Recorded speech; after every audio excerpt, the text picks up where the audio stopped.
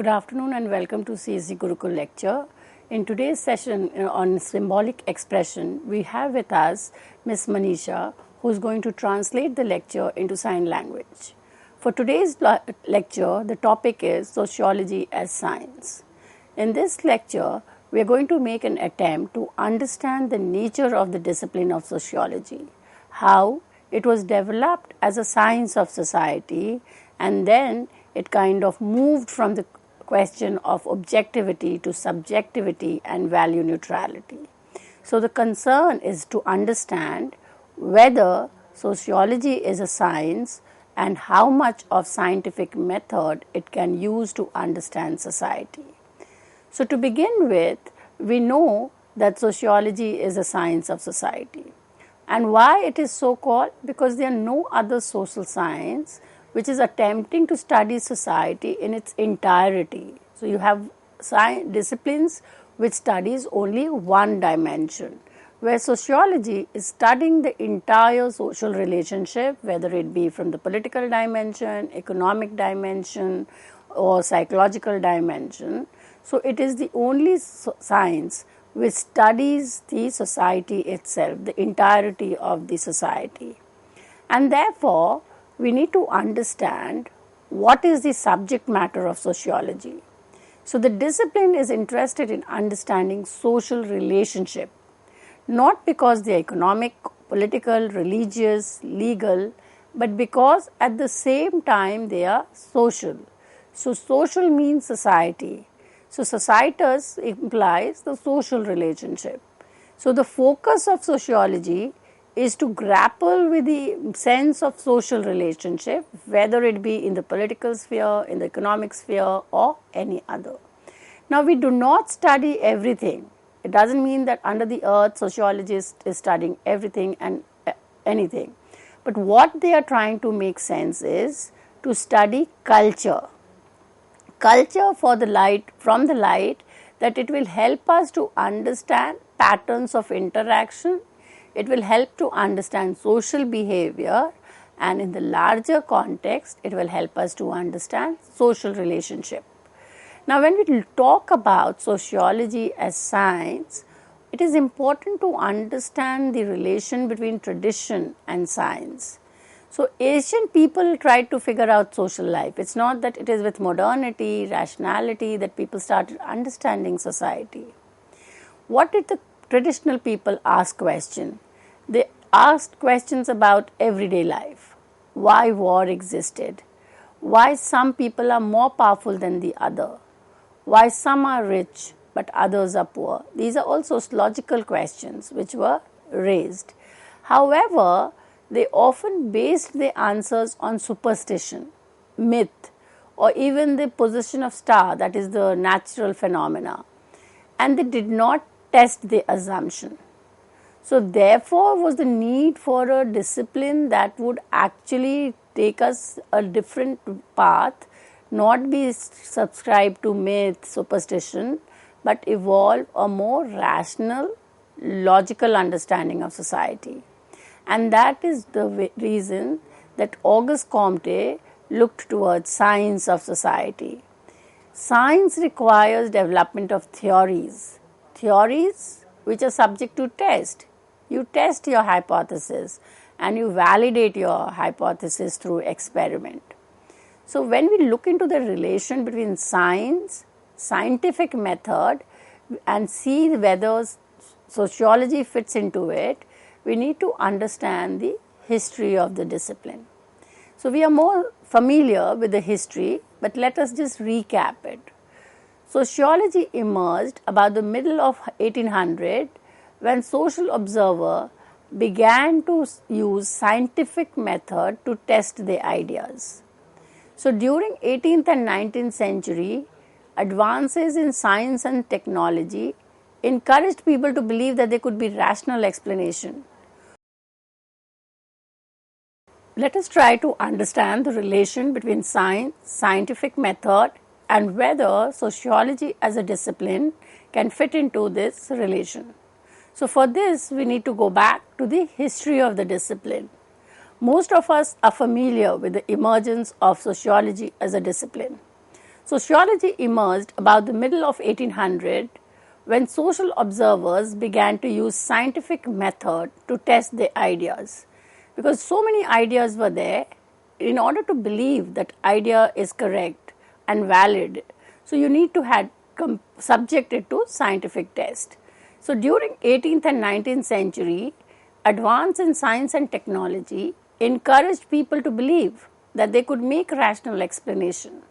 So modernity was kind of giving us this option that something which was been explained as superstitious, as myth, as religious, could now be explained through rational, logical explanation.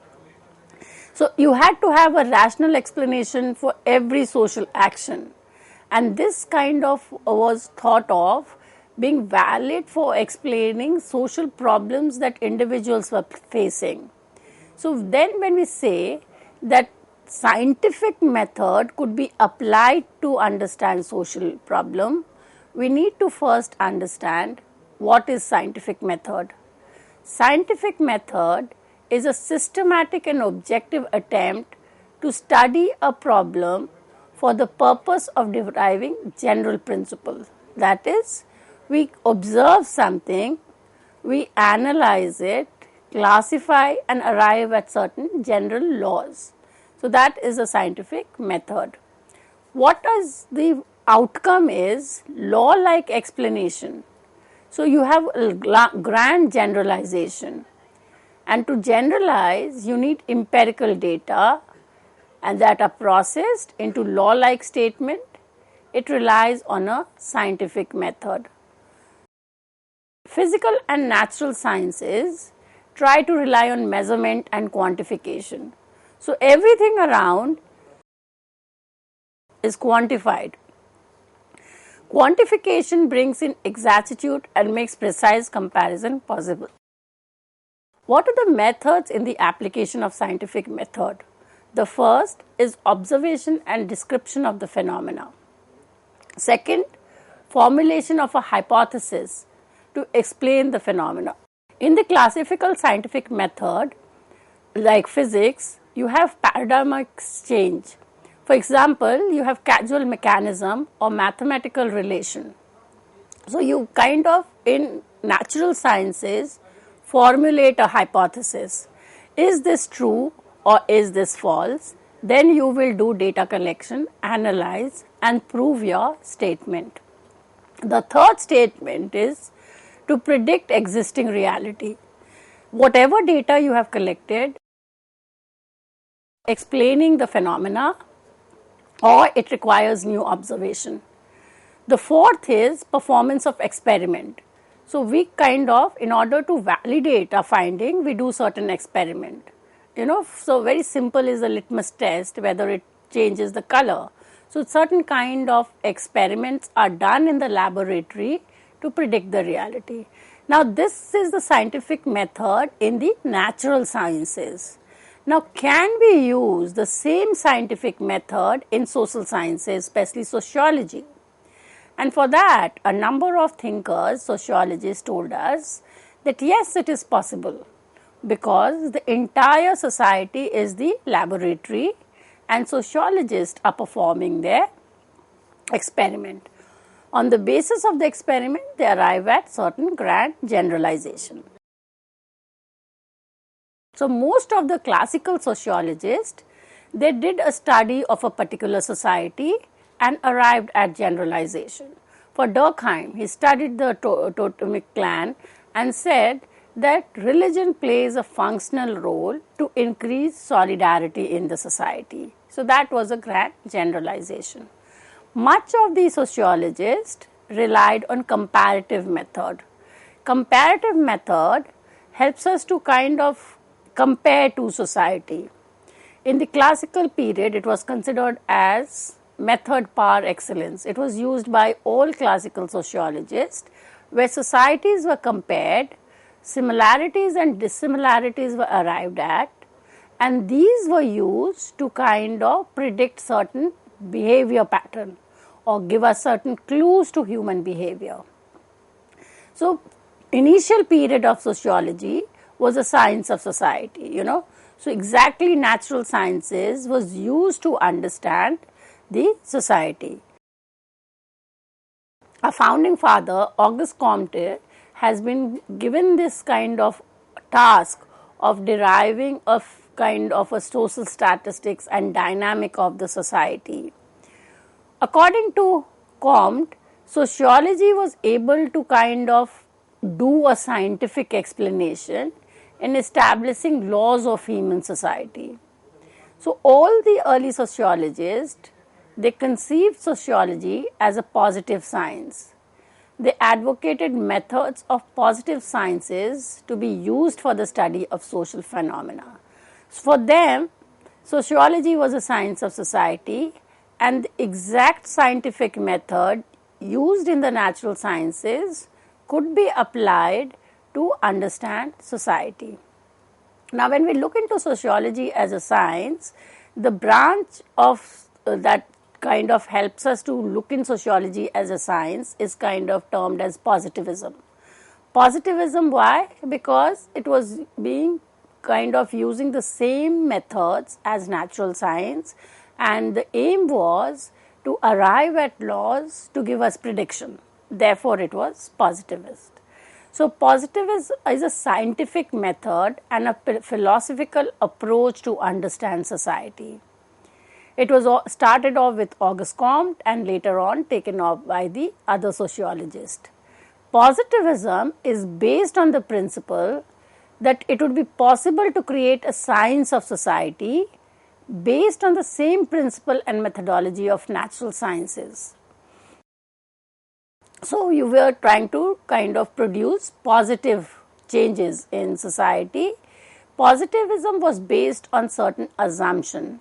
Number one, the behavior of man, like that of nature, can be objectively measured.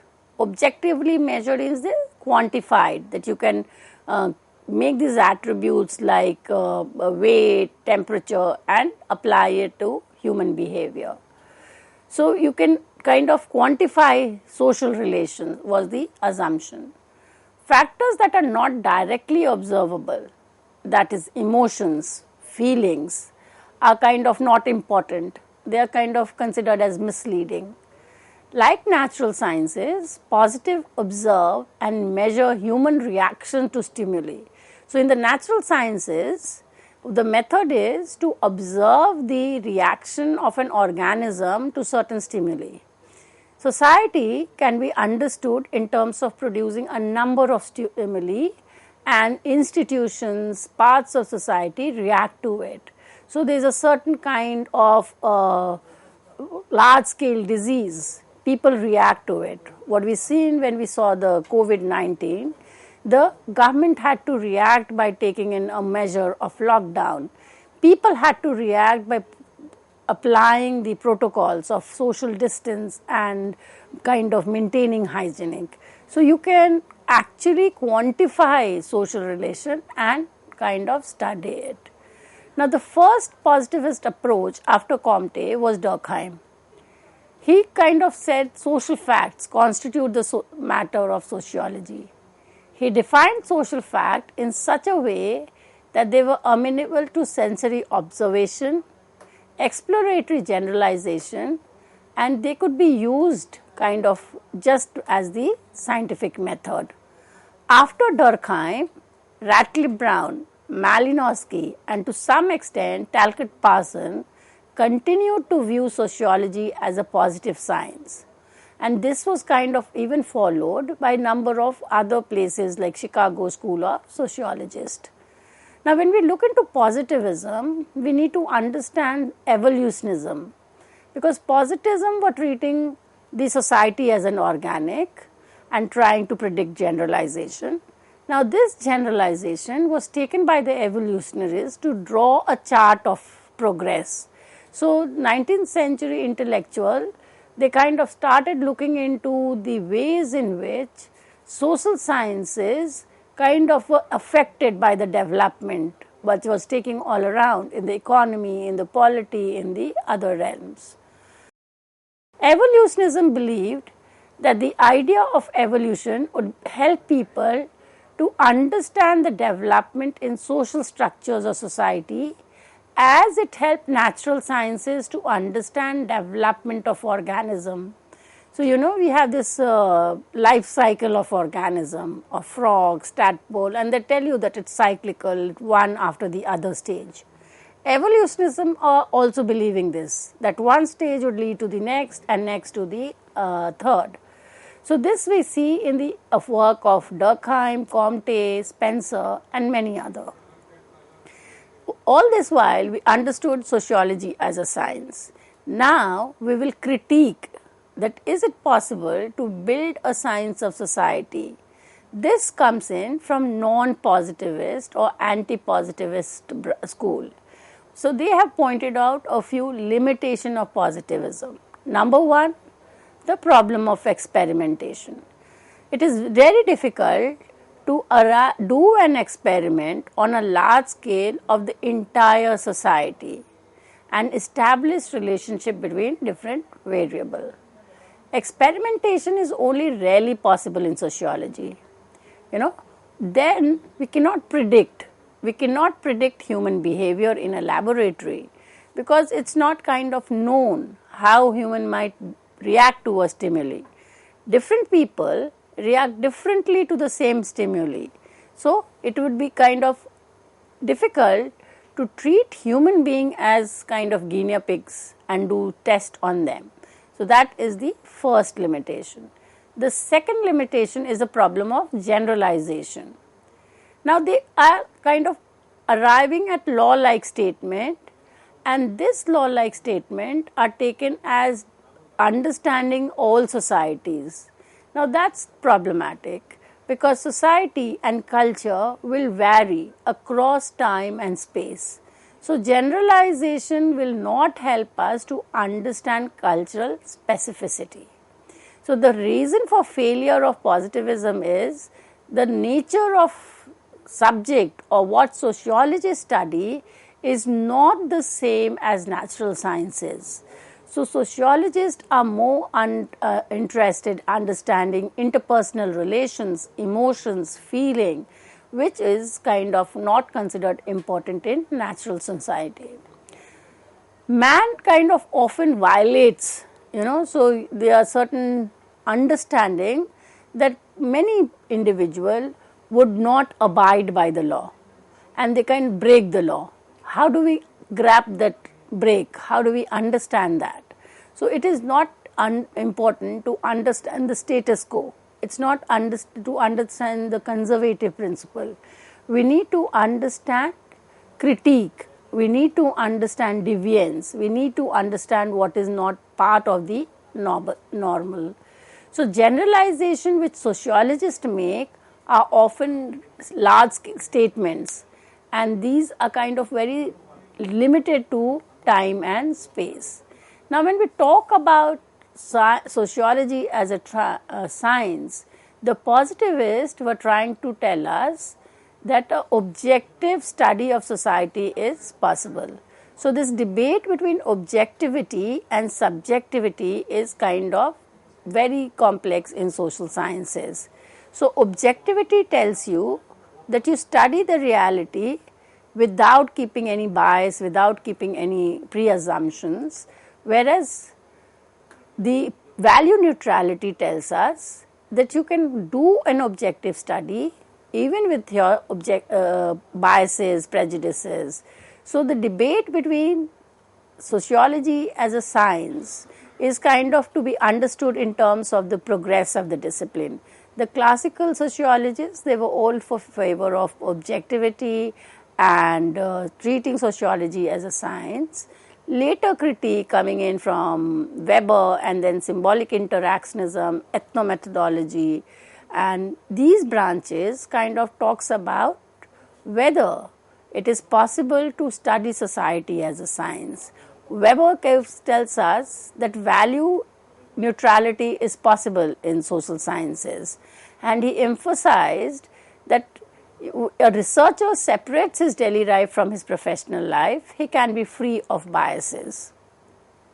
Even Ratcliffe Brown was in kind of talking about abandoning all your ethnocentric biases and Malinowski advocated cultural relativism in anthropological fieldwork in order to ensure objectivity.